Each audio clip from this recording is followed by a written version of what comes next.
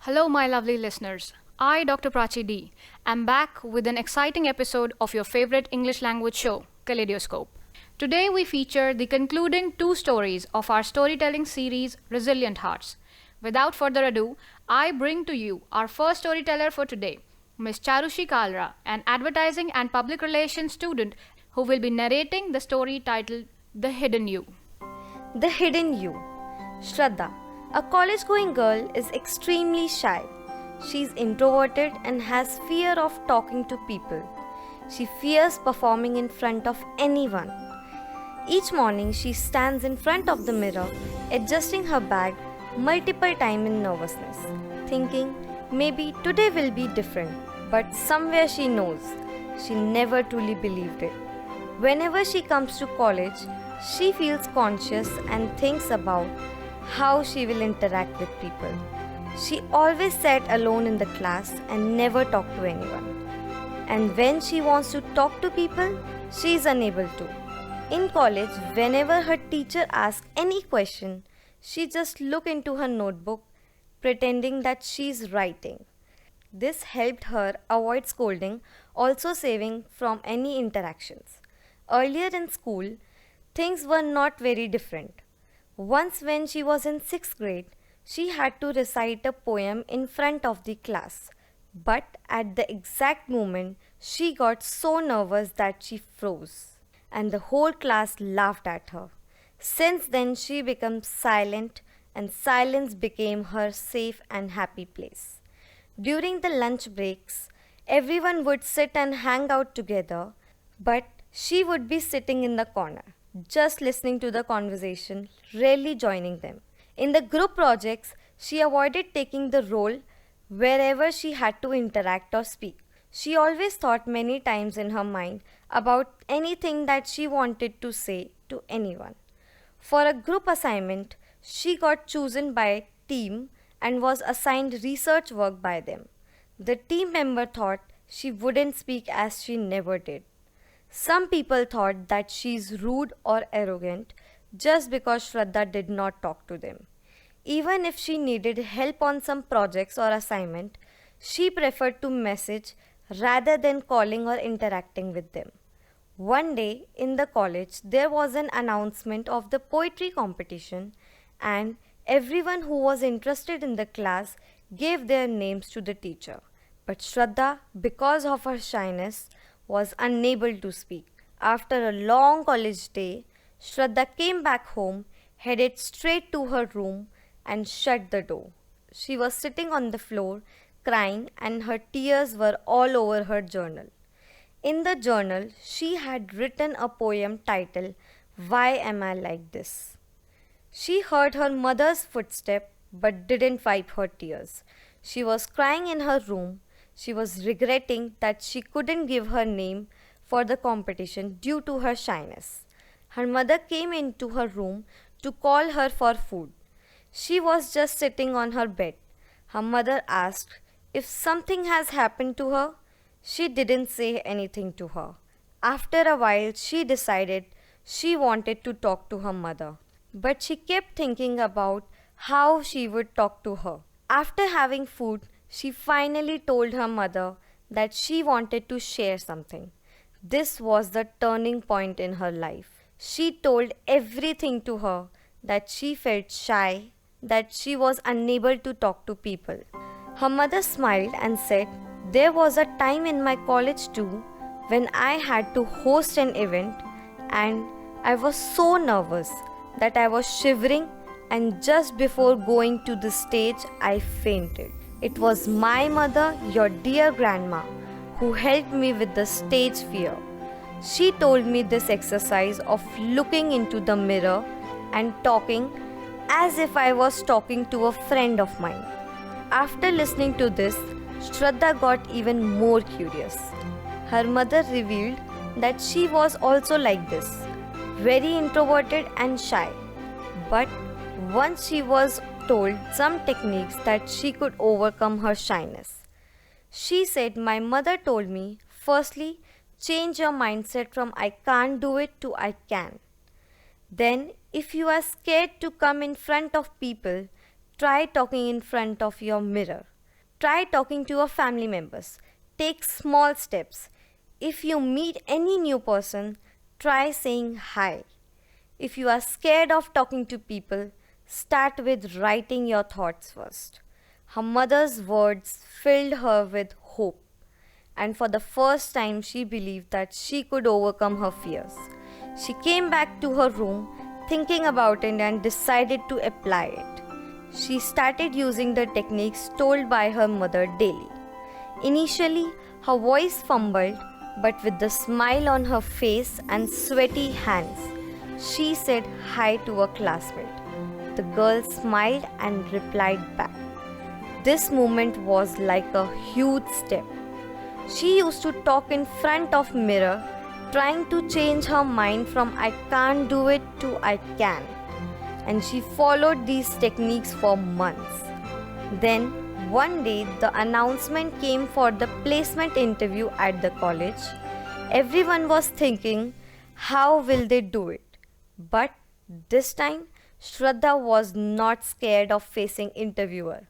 For the first time, her voice was clear, loud, and strong. She had confidence. For the first time, others too felt confident about her and admired her answer in the interview. When she walked out of the interview room, she was confident, proud, and not at all nervous. Shraddha's story is not about overcoming shyness. It's about knowing your hidden self. Firstly, everyone feels afraid, scared, fearful, but overcoming it makes you stronger and more confident. She always thought that she felt shy, but the day she decided to overcome it, she achieved the opportunities she was missing. The things that made her feel scared were now in her control. She knew how to overcome her hesitation. She could speak unstoppably and with confidence. Shraddha was now not a girl who sits quietly, but she has discovered herself and embraced her hidden strengths. This was the story, The Hidden You. Are you aware? Once you can overcome your hesitations, your fears, or your shortcomings, the only caution that you need to practice is turning overconfident or rather arrogant. You guessed it correct. We have our next storyteller taking you on a thunderous football match. With his talented characters calling you to rethink about group tactics, we have Mr. Prithviraj Datta, a student of Bachelor's Program in Journalism and Mass Communication at Vishwakarma University. He will be presenting a story titled Redemption on the Pitch. In the heart of the Kolkata city, where the giant Howrah Bridge stood on the river Hooghly, where old architecture is complemented with the modern vibes of the city, and the streets constantly buzzing with life and energy, a young boy was getting renowned in the lower divisions of the Kolkata Cup. This young boy was Saurav Chaudhary, and his only love was scoring goals. Saurav had always been exceptionally good at football. Some may even consider him as a prodigy. His talents were evident from the moment he kicked the football. He was extremely quick and agile on his feet. His deadliest traits were that he was a talented dribbler. He was also able to shoot accurate shots from any angle. His tanned skin would shine under the sun, and his jet black hair would make it look like there was a storm raging down across the field. He had become such a nuisance for the other team's defenders that they would go out of their way just to stop him. Despite all of his talents on the field, he was never much of a team player. He was incredibly talented and believed in himself, but would never rely on anyone. He always thought that those playing around him would never reach his level. He thought that if he tried to seek help from them, then he would only hamper his own development. Even if the situation called for an easier pass to a teammate, he refused to pass the ball. He dribbled past all the players because he preferred scoring solo goals. His team's coach, Mr. Gautam, had seen players of this kind throughout his coaching career. He knew such players would be exceptionally talented beyond belief but would get isolated on the playing ground because of their extreme self-reliance. But in football, isolation is a weakness that can be exploited easily. As the end of the season was coming closer, the team brought in a new striker called Pallav Singh to further bolster their attack and to increase their chances of securing a promotion to the next division. Pallav was a very strong and determined striker with the incredible skill of reading the field.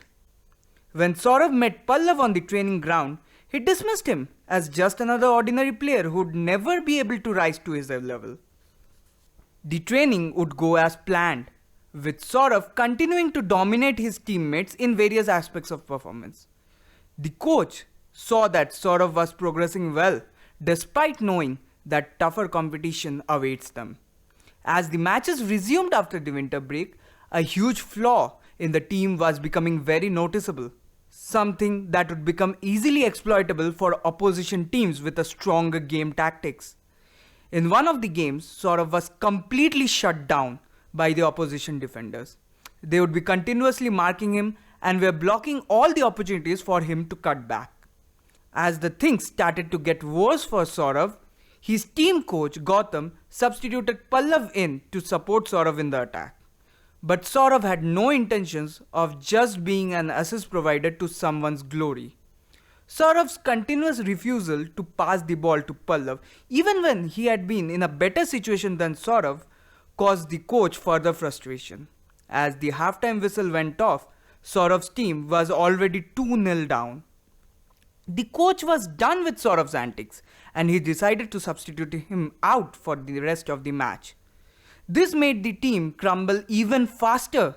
The match ended in a 5-0, registering a massive loss for Saurav's team.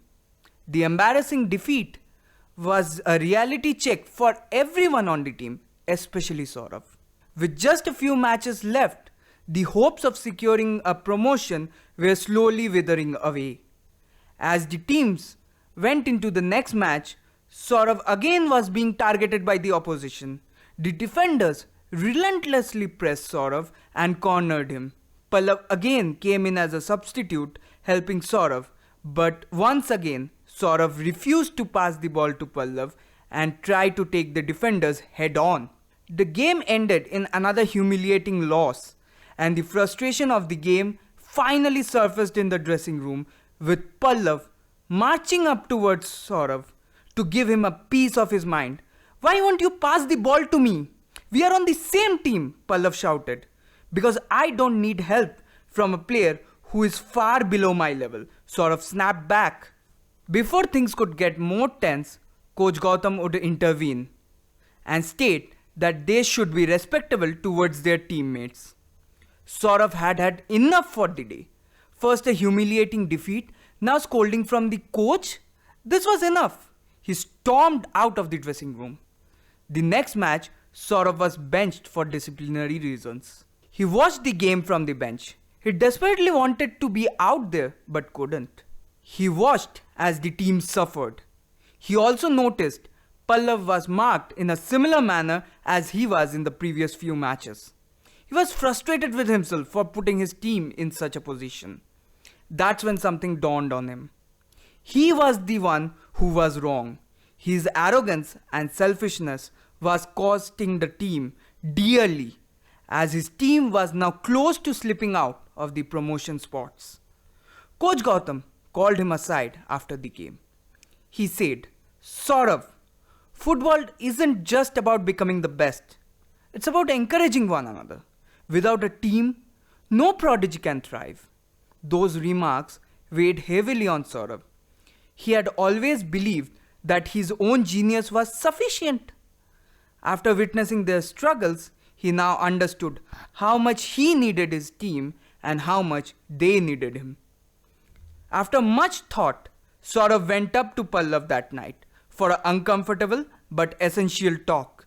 "I messed up," he acknowledged. "I must perform better. We must perform better." Pallav grinned, saying, "Yes, but it took you long enough." As the last game of the season was closing in, Saurav understood. This was his chance to turn things around. Not just for him, but for the team as well. A draw would secure promotion. Saurav understood that he would have to do everything in his capability to turn the season around. But before them were the top scorers of the league, those who had dominated all the competition before this match. As the first whistle blew, it was clear Saurav had changed. He started making smart runs to support Pallav, and together they played like a strong strike duo, lifting the entire team's performance. Saurav soon saw a chance to repay Pallav's trust, giving him the chance to score. Pallav finally scored a goal. The top scorers of the league quickly gathered themselves and punished Saurav's team in the form of 2 quick counterattacks, which saw Saurav's team 2-1 down. With the clock slowly ticking down and the final whistle mere minutes away, Saurav and Pallav understood the severity of the situation. The opportunity would present itself in front of both the strikers in the form of a quick counterattack. In the final seconds of the match, with both Saurav and Pallav rushing towards the goal, Pallav made an unexpected move. He played the ball towards Saurav instead of going for the shot himself. Saurav was confused for a brief moment and hesitated by the sudden switch in play. But as he looked up towards Pallav, he understood what was happening. This was trust. This was teamwork. This was what he was missing to becoming a better player. With a newfound focus, Saurav absolutely smashed the ball into the top corner, leaving no chance for the goalkeeper. The stadium erupted into cheers. As the final whistle blew, Saurav fell to the ground. He knew this meant promotion. This was what his team had been dreaming about since the beginning of the tournament, and they had finally achieved it. He felt a weird sensation within him. With his heart pounding at its limit, it dawned on him what he had achieved. He knew they would be welcomed like heroes, not a single hero, but rather heroes, and this was his redemption. As the teammates rushed to embrace him, Saurav looked around at the faces he had once dismissed. Now they smiled at him, not just with admiration, but with acceptance. Saurav understood that he had won something bigger today. He had won his place in the team, a team that trusted him, and the one that he trusted. This was the story, Redemption on the Pitch. Thank you. So listeners, that was the concluding story of our 5-part, 10-story based series, Resilient Hearts. And there surely will be something against you, someone that disapproves you, some obstacles that you wouldn't want to have or you wouldn't have predicted. But what matters in all these situations is not the gravity, but your intention, your vision and your ability to respond. In our series, the entire storytelling team comprising 9 budding storytellers with me, Dr. Prachi D, their mentor and assistant professor in mass communication, Vishwakarma University. We wanted to bring across the point that what matters is your courage. Say yes to keep moving and everything will follow. You too can be the resilient heart that this world needs. To share your feedback, please write to us at prasaran.pune@gmail.com. Hope you enjoyed our series and please stay tuned for our next program. Thank you.